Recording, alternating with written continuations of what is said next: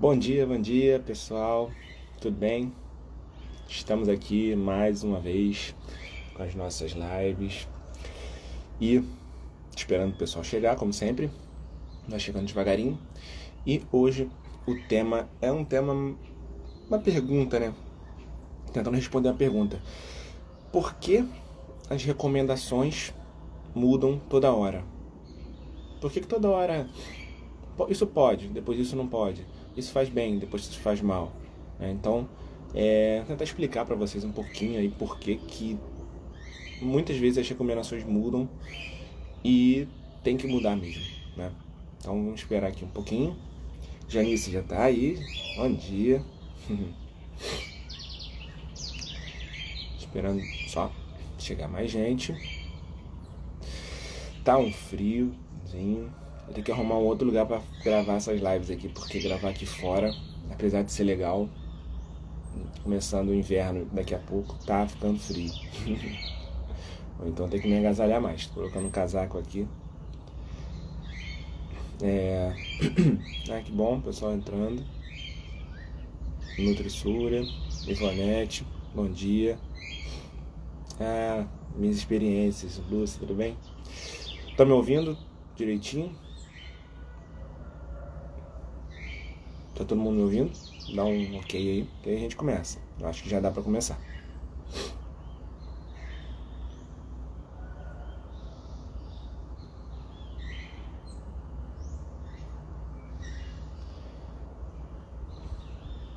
Bom dia, Ita, bom dia, Rose. Legal. Falou aqui que tá tudo bem. Do som, né? Beleza. Então vamos lá, gente. O tema hoje é: por que as recomendações mudam toda hora? Então, a gente sempre, que bom, obrigado, Ita. Por que a gente ouviu falar assim: o ovo faz mal, você só pode comer ovo 2 vezes na semana, um ovo por dia. E aí agora, não, ovo faz bem, você pode comer quantos quiser, né? Que o colesterol faz mal. Agora o colesterol não faz tão mal. Realmente a gente precisa de colesterol.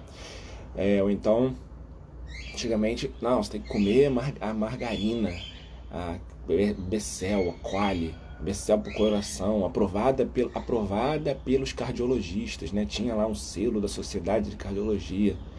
E agora não. Agora tem que comer manteiga. Manteiga é melhor, manteiga faz bem. Deixa eu ver outras recomendações aqui que eu tinha notado. Não pode fazer atividade física quem fez mastectomia, quem tirou a mama, quem fez o esvaziamento axilar, não pode mexer no braço. Amém? Aí hoje em dia não, você tem que fazer atividade física com o braço. A alimentação durante a quimioterapia tem que ser tudo cozido. Você tem que comer fruta cozida, não pode comer fruta crua, não sei o que. E aí agora, não, você pode comer, lava direitinho, tudo.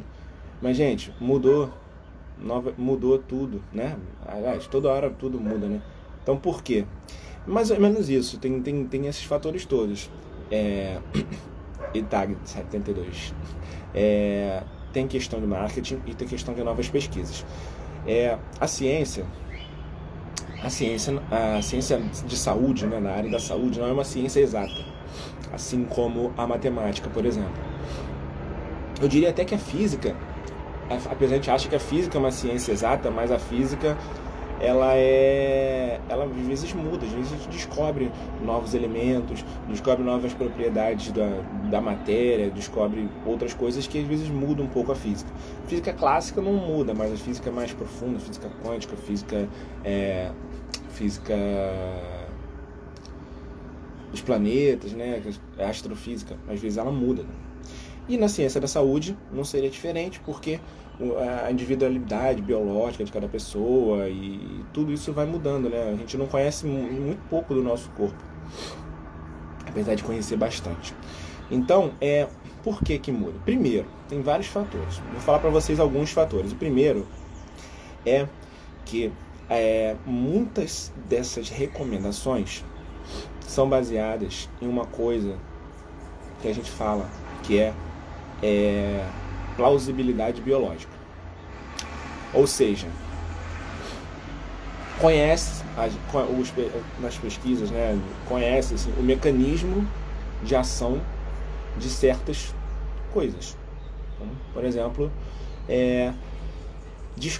sabe-se que o colesterol se deposita nas artérias.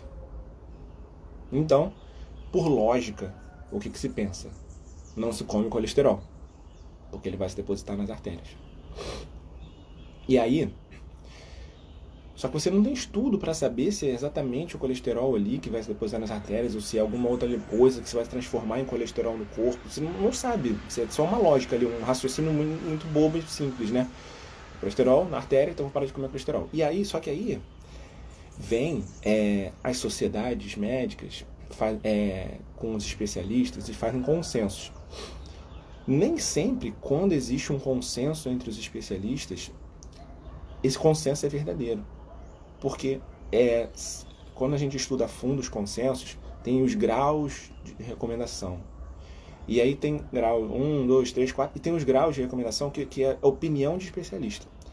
Então, ou seja, se você está lá, na Sociedade Brasileira de Cardiologia recomendou retirar o colesterol, qual é o grau de recomendação? O grau de recomendação é opinião de especialista. Então, não é uma boa recomendação, é só pessoas sujeitas à falha que estão se juntando e elas acham a mesma coisa e recomendam, mas aquilo ali pode mudar, porque é só uma opinião do especialista em cima de uma plausibilidade biológica, ou seja, em cima de um raciocínio, né? Apenas de um raciocínio. Às vezes não tem estudos muito bons ali. Então, isso é o primeiro ponto. Então, as recomendações, não é porque é recomendado pela Sociedade Brasileira Internacional que às vezes aquilo ali está correto. É apenas uma sugestão de recomendação. Bom, outra questão é o seguinte, às vezes existem até estudos. Só que existem estudos, e esses estudos são estudos de coorte. E aí eu vou explicar um pouquinho para vocês falando sobre estudos. Não me lembro se foi agora essa semana ou semana passada eu falei sobre estudos, ensaios clínicos, né? As fases no ratinho, na célula, depois no fase 1, fase 2, fase 3. Existem outros tipos de estudo. Existem os estudos de coorte, são os estudos populacionais. E aí como é que são feitos esses estudos? Pega uma população, às vezes uma população pequena, 1.000 pessoas, 2.000, às vezes fazem populações grandes, 10.000 pessoas, 20.000, tem estudos às vezes com 100.000 pessoas. E fazem normalmente perguntas retrospectivas. Às vezes fazem prospectivo, então, ou seja, a maior parte dos estudos são retrospectivos. Então, faz um inquérito, manda um e-mail para milhares de pessoas perguntando o que eles comeram na última semana. Então, as pessoas têm que lembrar. Aí já tem o viés. Pode ser que as pessoas esqueçam. Pode ser que as pessoas mintam. Pode ser que as pessoas não completem o questionário de uma forma correta. E aí, e perguntam, você tem câncer? Você tem isso? Você tem aquilo? E aí fazem uma associação.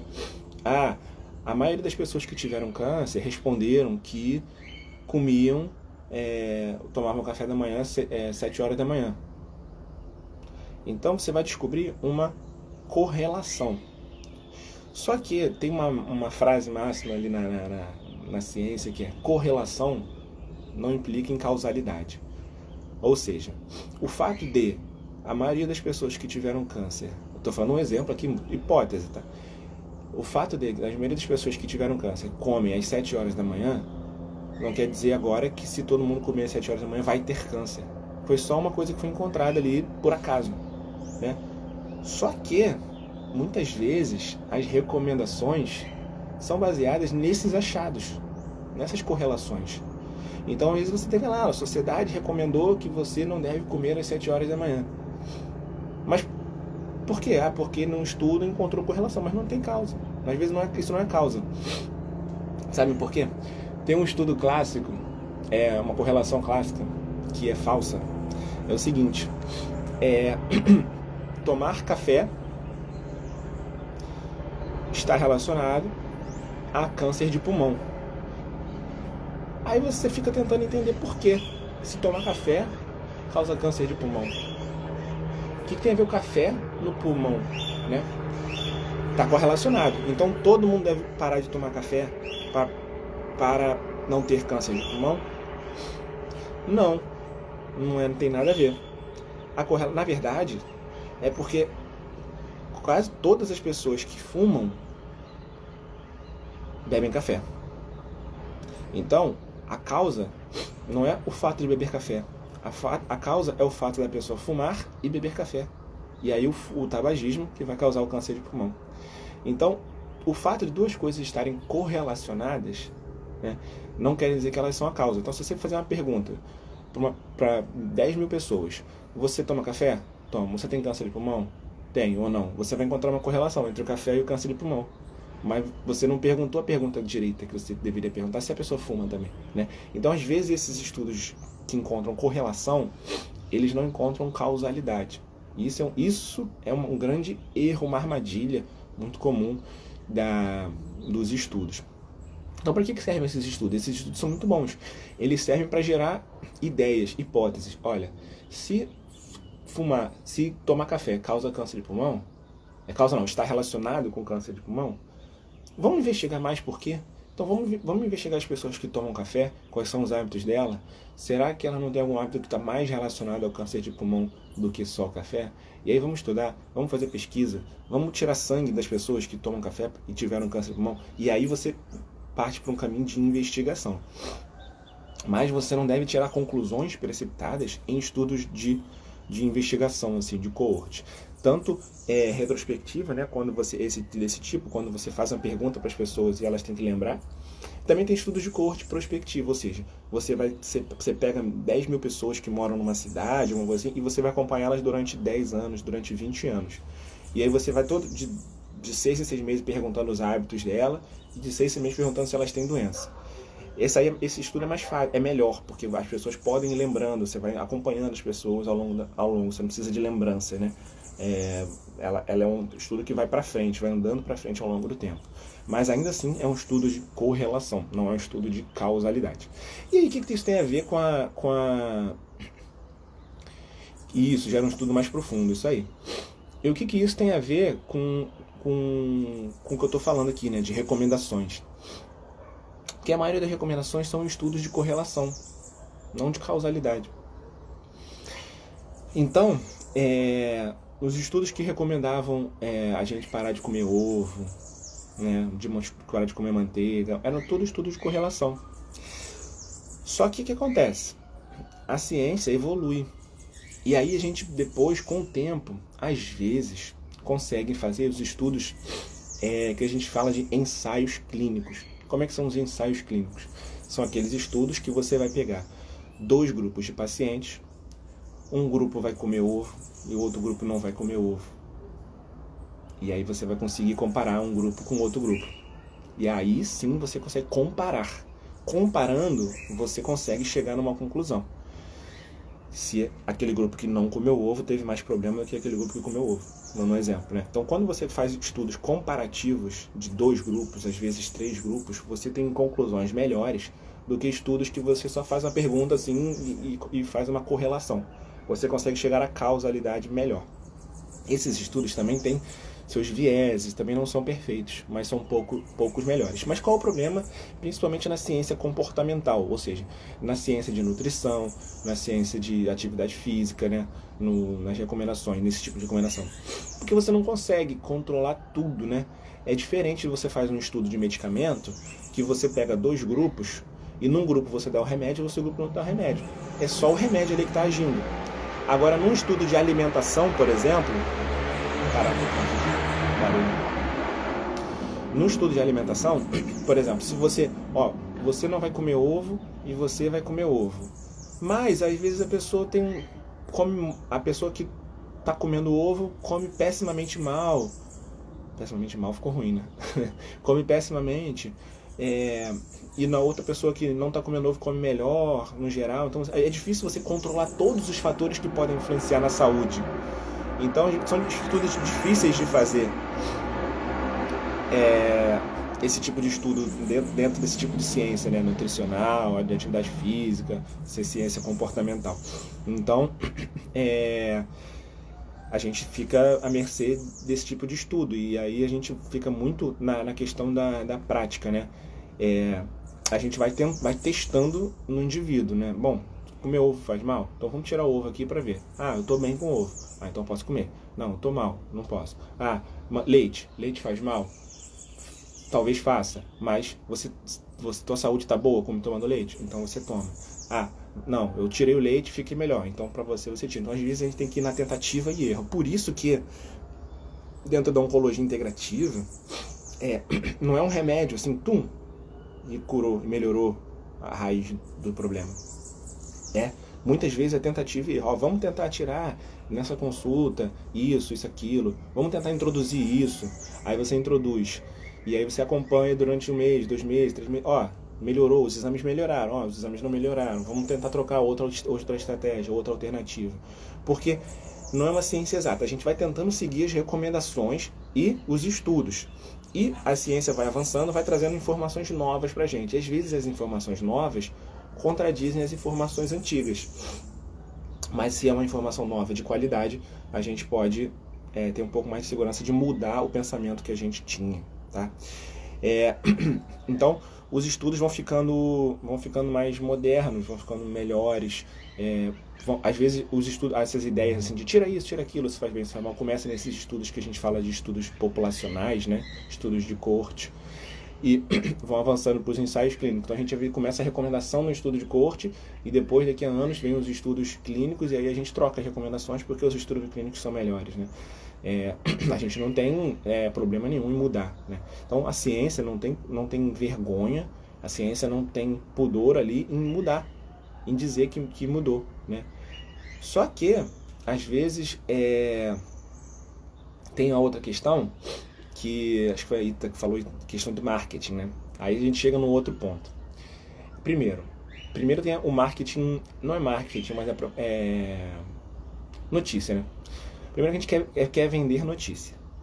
Então, os sites, televisão, programas, eles falam o quê? Que eles querem dar notícia. Então, é muito legal para eles darem uma notícia. Pesquisadores do Instituto de Harvard descobriram que o ovo faz mal.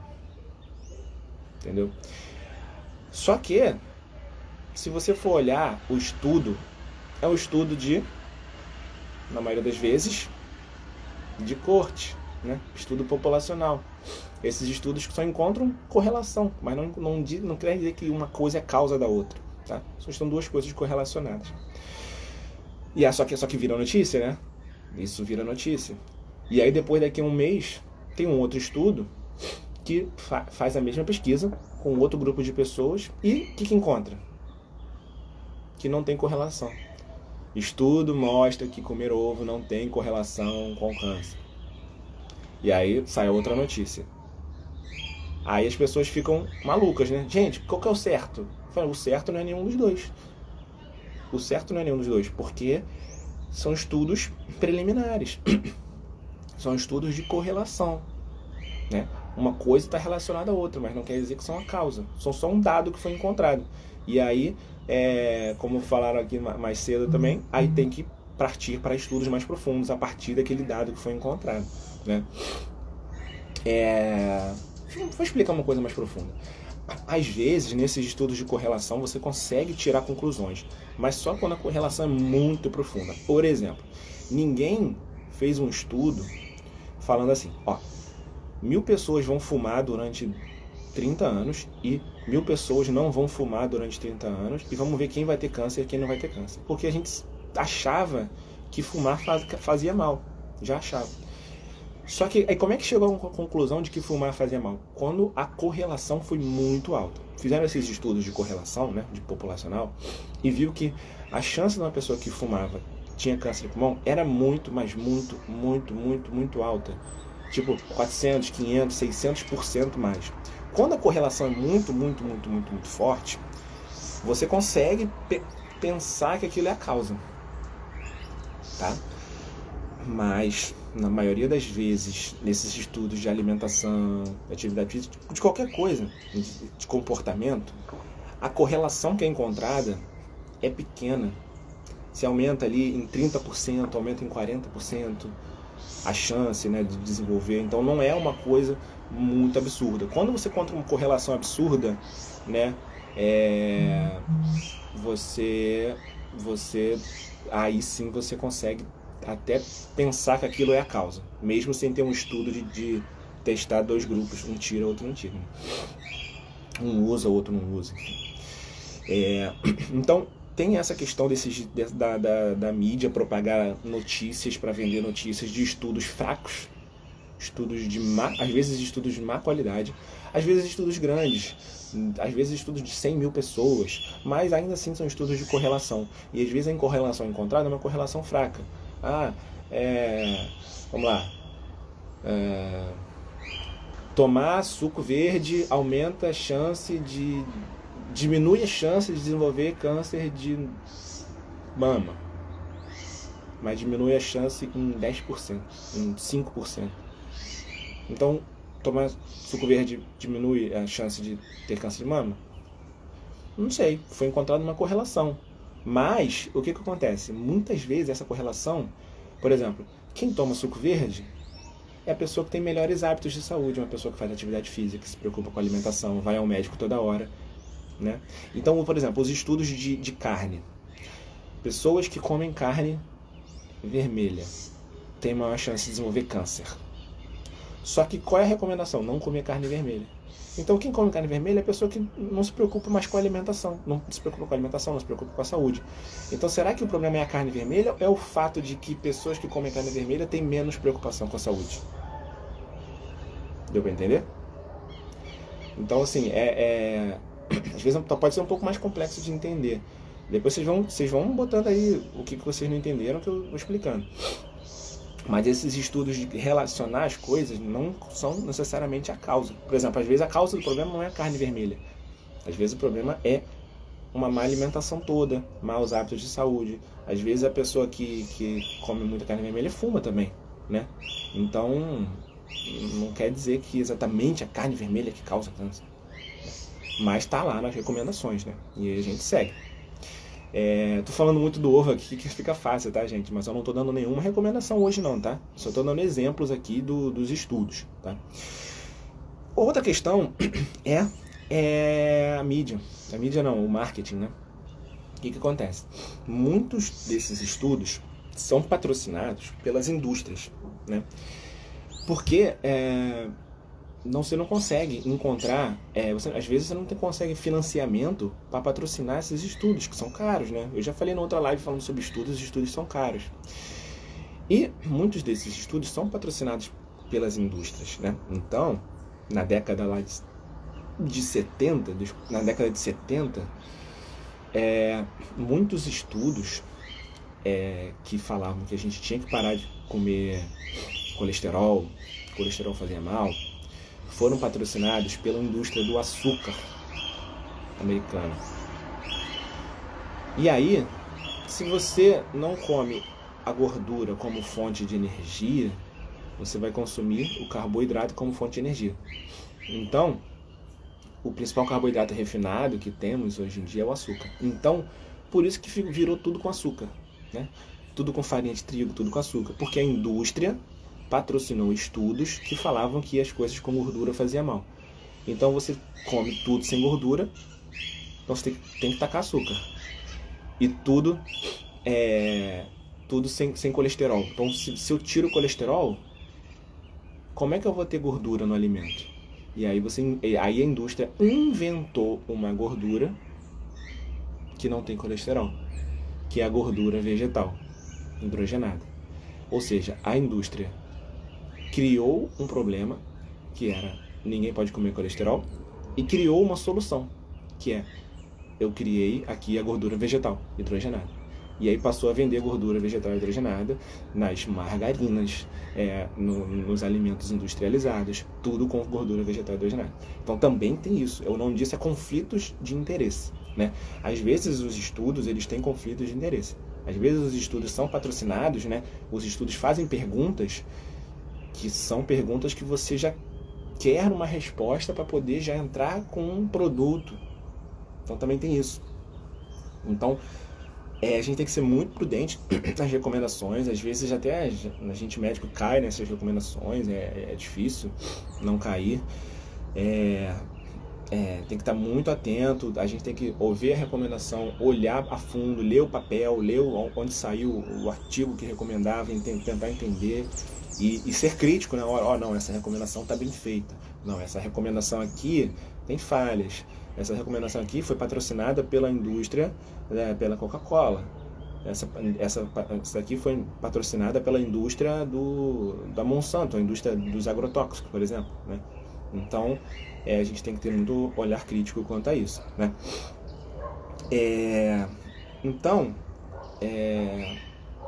Por isso que as recomendações vão mudando. Eu falei bastante coisa, até um pouco aleatória, um pouco mudando do assunto, né?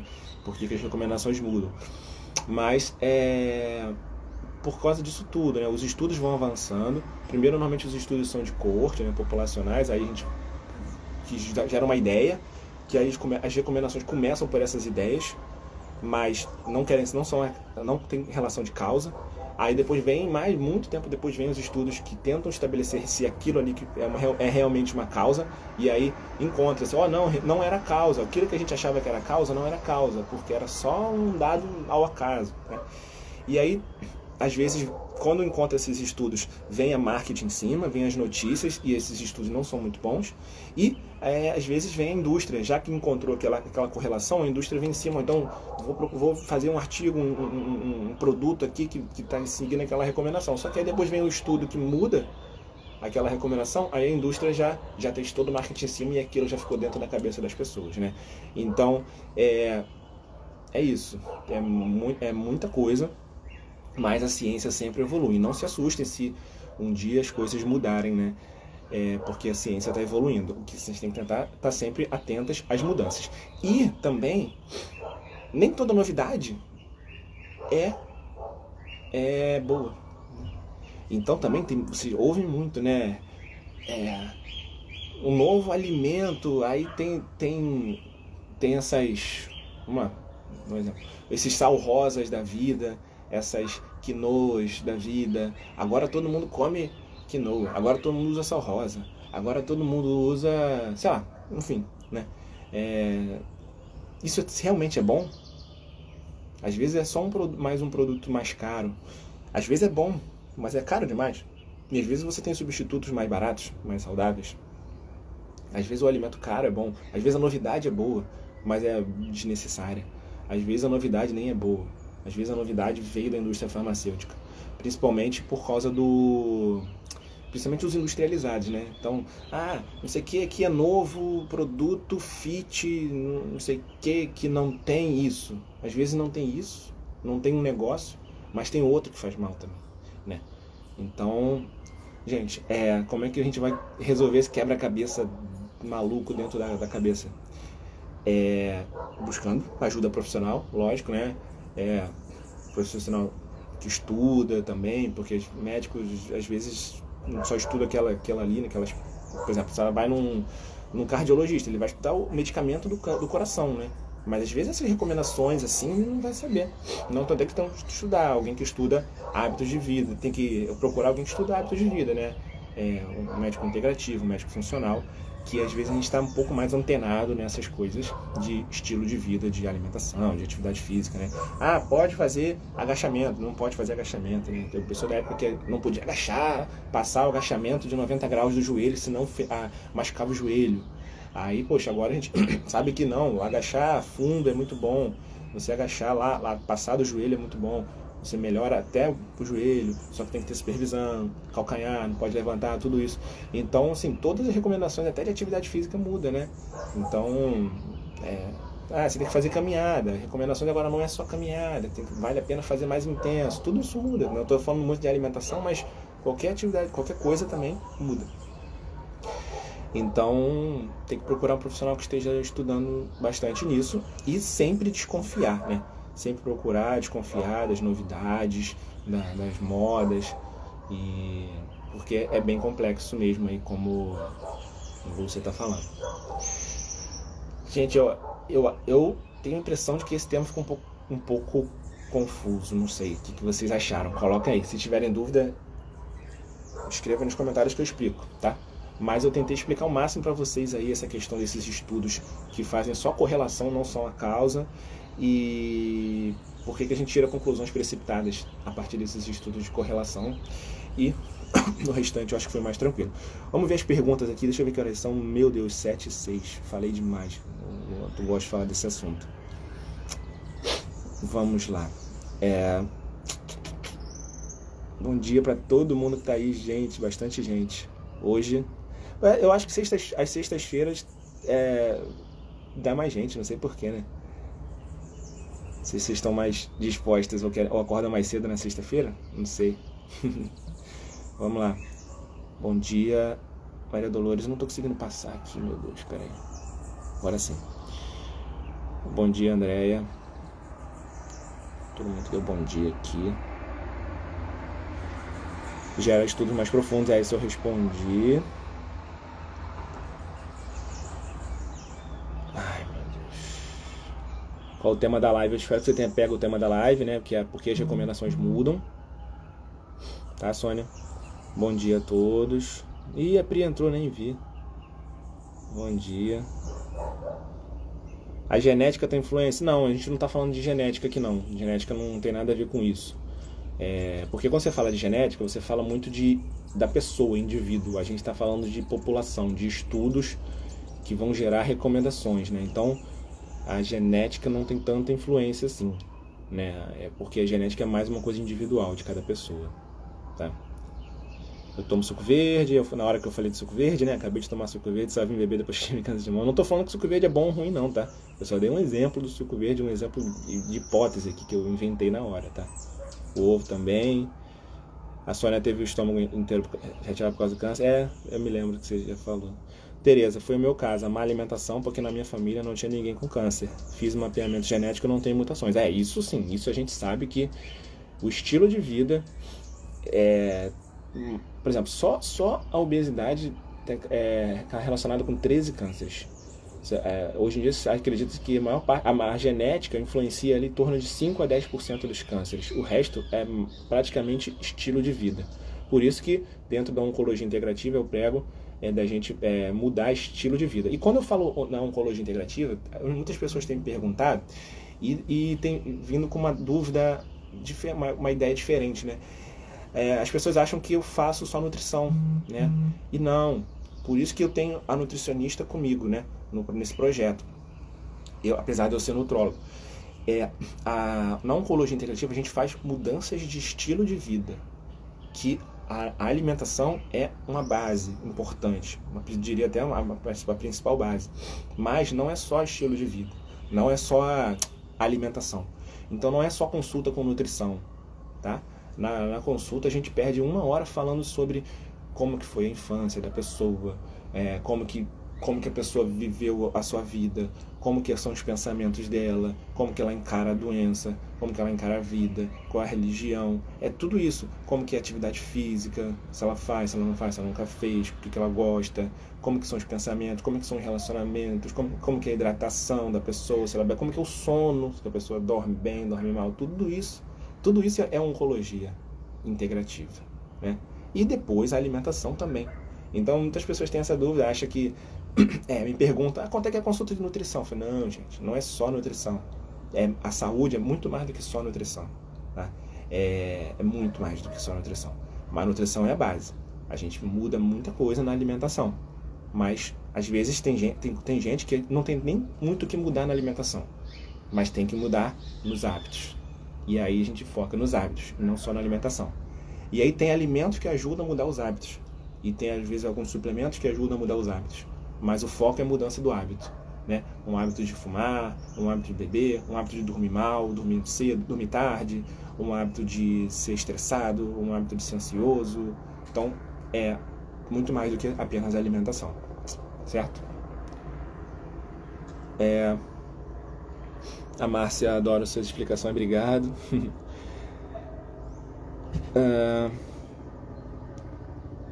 Deixa eu ver. Cúrcuma. Cúrcuma é muito bom.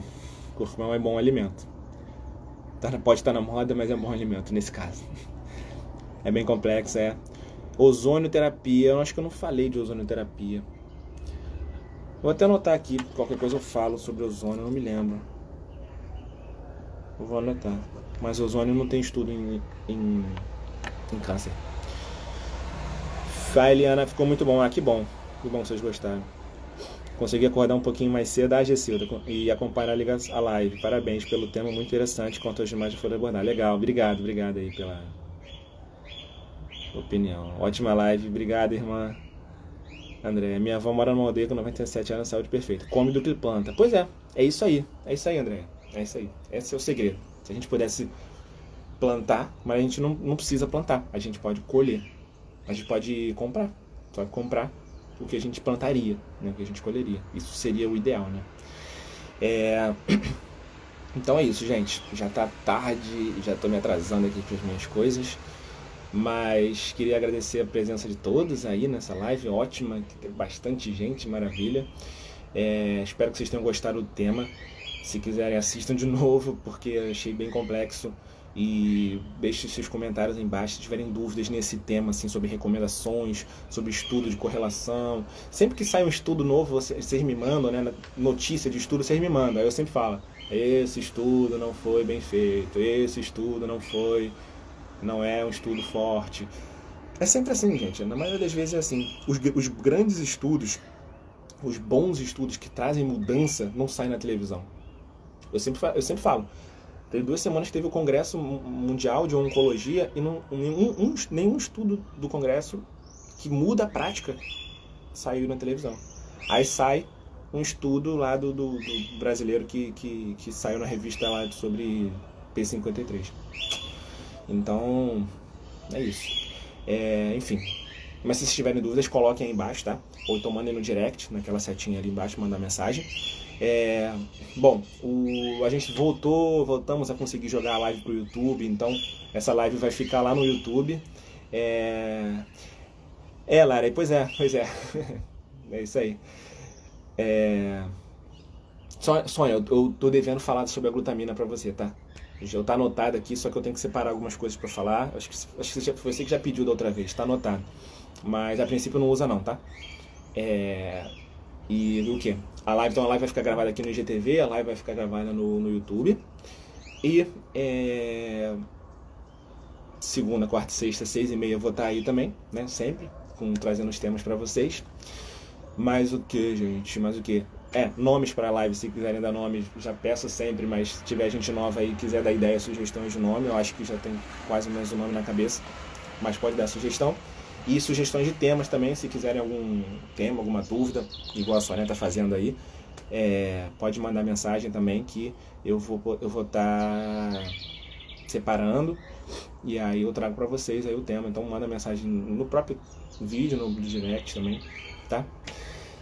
E é isso. Chega, gente. Intestino com a químio. O que, Adriana? Depois você manda mensagem aí, tá? Do que você quis dizer com isso. Então deixa eu lá. Beijo e fui.